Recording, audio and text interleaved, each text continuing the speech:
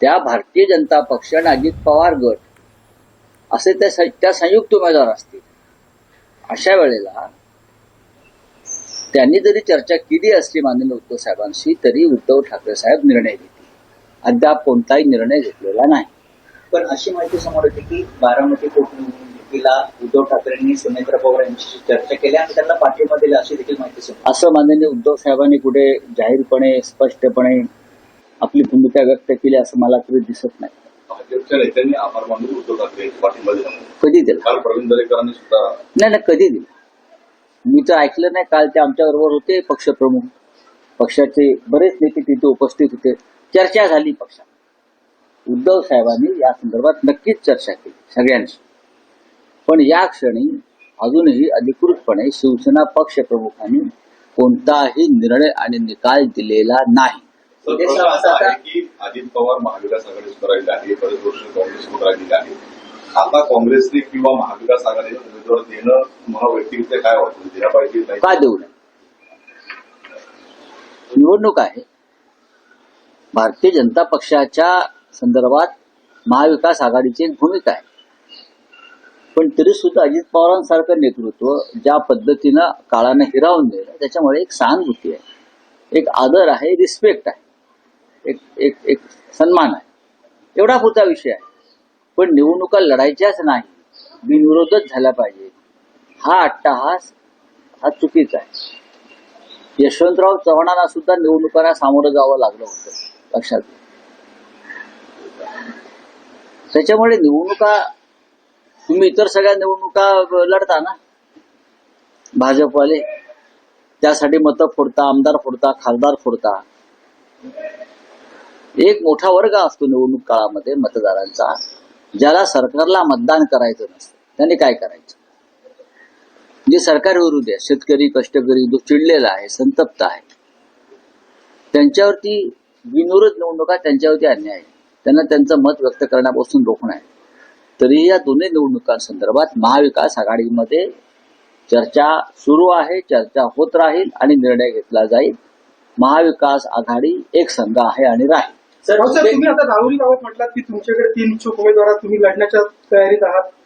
मात्र अशा वेळेला काँग्रेस हर्षवर्धन सपकाळ हे ठामपणे सांगतायत मीडियामध्ये की आम्ही लढणार. इव्हन त्यांनी उमेदवारांच्या मुलाखती घ्यायला देखील सुरुवात केली. घेऊ द्या ना, त्यांचा पक्ष आहे, ते पक्षाचे प्रांताध्यक्ष आहेत, ते पक्षाचे प्रांताध्यक्ष आहेत, प्रदेशाध्यक्ष आहेत. आणि पक्षानं आम्ही तयारी केली, आम्ही 3 उमेदवारांच्या मुलाखती घेतलेल्या आहेत.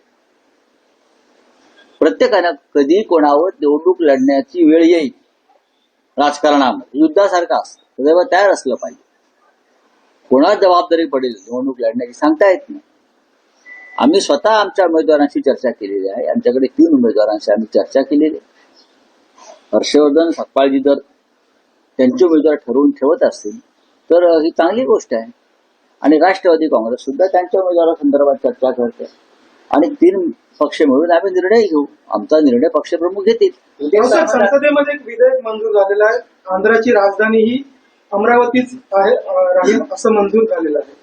हो, पण तो निर्णय राज्य घेतं. माझ्या राज्याची राजधानी कोणती हा निर्णय केंद्र सरकार घेत नाही. महाराष्ट्राची राजधानी कोणती, मुंबई की आणखी काय, कर्नाटकची राजधानी कोणती, हा निर्णय आम्ही घेतो, राज्य घेतो. पण आंध्रच्या बाबतीमध्ये त्या संदर्भात एक विधेयक आलं संसदेमध्ये. उद्या मुंबईच्या बाबतीत असं विधेयक आणतील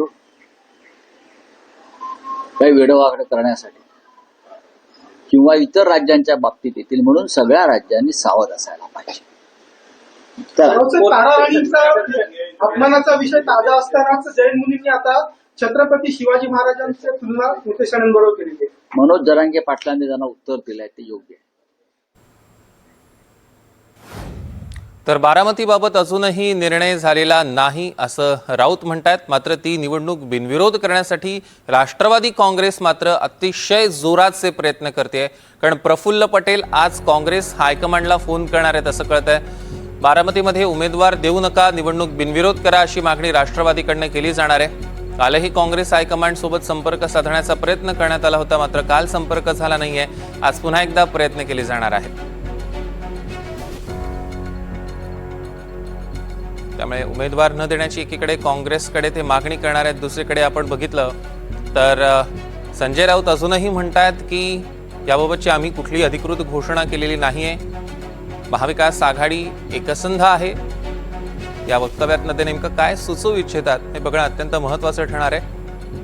मात्र बारामती निवडणूक बिनविरोध करण्याचा प्रयत्न हा राष्ट्रवादीचा पूर्णपणे दिसतोय. प्रफुल्ल पटेल स्वतः त्यासाठी प्रयत्न करतायत आणि काँग्रेस हायकमांडला ते फोन करणार आहेत. अजिंक्य धायगुडे आपले प्रतिनिधी आपल्यासोबत आता फोनलाईनवरनं जोडले गेलेले आहेत. अजिंक्य, सध्या काय सुरू आहे बारामतीमध्ये? सौरभ, अगदी बरोबर आहे. दिवंगत उपमुख्यमंत्री अजित पवार यांच्या निधनानंतर बारामतीची पोटनिवडणूक जाहीर झालेली आहे आणि ही निवडणूक जी आहे ती बिनविरोध व्हावी यासाठी राष्ट्रवादीतील बड्या नेत्यांची सध्या लगबग सुरू असल्याचं आपल्याला पाहायला मिळतंय. खरं तर या निवडणुकीला काँग्रेस आपला उमेदवार देईल एक अशी चर्चा आहे आणि तसं होऊ नये यासाठी दिल्लीतील वरिष्ठ नेत्यांनी आता हालचाली सुरू केलेल्या आहेत. प्रफुल्ल पटेल यांनी काल काँग्रेसच्या वरिष्ठ नेत्यांशी हायकमांडशी बोलण्याचा प्रयत्न केला, मात्र प्रफुल्ल पटेल यांचा काल संपर्क होऊ शकलेला नाहीये. आज पुन्हा प्रफुल्ल पटेल जे आहेत ते काँग्रेस हायकमांडला त्या संदर्भात संपर्क करणार आहेत आणि उद्या सुनेत्रा पवार यांचा उमेदवारी अर्ज दाखल केला जाणार आहे. त्या उमेदवारी अर्ज दाखल करण्यासाठी देखील प्रफुल्ल पटेल येणार असल्याची माहिती समजते. त्यापूर्वी काँग्रेसच्या हायकमांडला फोन करून विनंती करणार आहेत की काँग्रेसनं या निवडणुकीत उमेदवार देऊ नये, कारण की महाविकास आघाडीने अद्याप आपली या बारामती विधानसभेची जी पोटनिवडणूक आहे त्या संदर्भात भूमिका स्पष्ट केलेली नाहीये.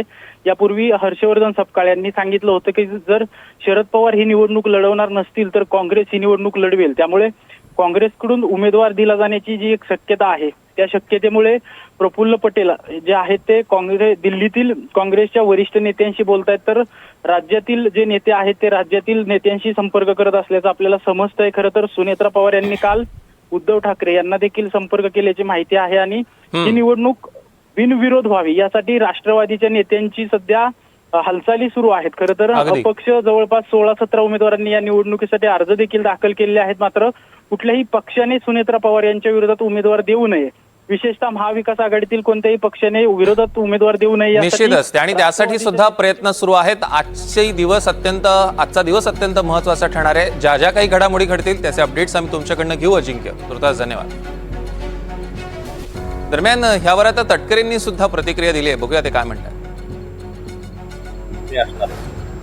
त्यांना शेवटी आम्ही विनंती करू आणि दीर्घकाळ बारामतीचं नेतृत्व आदरणीय पवार साहेबांनी केलं, आदरणीय दादांनी सुद्धा विधिमंडळामध्ये केलं, संसदेमध्ये आदरणीय पवार साहेबांनी केलं, दादांनी केलं काही काळापुरता, त्यानंतर सुप्रियाताई करतायत. त्याच्यामुळे त्यांनी यावं अशी आमची त्यांनाही विनंती राहणार आहे. बीएसआर कंपनीचा जो मालक आहे रोहित सिंगला अटक करण्यात यावी अशी मागणी जय पवार यांनी केली. आज मी या कामासाठी आलेलो आहे.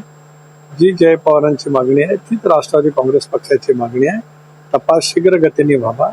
ज्या ज्या शंका तपासाच्या बाबतीमध्ये उपस्थित केलेला आहे त्याचाही समावेश तपासाच्या याच्यामध्ये अंतर्भूत करावा. कुणी अनेक लोकप्रतिनिधी या बाबतीमध्ये वेगवेगळ्या शंका उपस्थित केल्या, या साऱ्यांच्या शंकेसह तपास पूर्णपणाने केला जावा. तो लवकरात लवकर अंतिम अहवाल यावा, तो राज्याच्या जनतेपुढे आणि देशाच्या जनतेपुढे सुद्धा यावा. आणि ज्या वेळेला मी संसदेमध्ये जातो त्यावेळेला दादांच्या या अकाली दुर्दैवी निधनाची खूप मोठ्या प्रमाणावरती एक हळद देशपातळीवरच्या वेगवेगळ्या राज्यातल्या खासदारांनी सुद्धा व्यक्त केलेलं आहे. देशाला सुद्धा कळलं पाहिजे की दादांचा अपघात नेमका कशावरून झाला. धन्यवाद. जय पवार यांनी असं विधान केलेलं आहे की प्रत्येक जे प्रकरण महाराष्ट्रात राष्ट्रवादी नेत्यांची नावं येतात. अशोक खरात प्रकरणात शेवटी जय पवार एक तरुण नेते आहे, राष्ट्रवादी काँग्रेस पक्षाचे उद्याचं युवा नेतृत्व आहे. त्यामुळे त्यांनी त्यांच्या भावना प्रकट करणं हे योग्य आहे. त्या ज्या भावना ज्या पद्धतीने ते मांडतायत ते पक्षाच्यासाठी, पक्षाच्या कार्यकर्त्यांच्यासाठी, पक्षाच्या संघटनेसाठी अतिशय योग्य आहे. धन्यवाद. तर आपण बघतोय की उमेदवार न देण्याची काँग्रेसकडे मागणी करणार आहेत. त्यासाठी आज तळ ठोकून आहेत अनेक नेते राष्ट्रवादीचे आणि प्रफुल्ल पटेल यांची सुद्धा आता आपण प्रतिक्रिया बघणार आहोत. काही वेळात तटकरेंची प्रतिक्रिया आलेली आहे. प्रफुल्ल पटेल काँग्रेस हायकमांडला फोन केल्यानंतर त्यांची नेमकी काय प्रतिक्रिया असते हे बघणं अत्यंत महत्त्वाचं ठरणार आहे.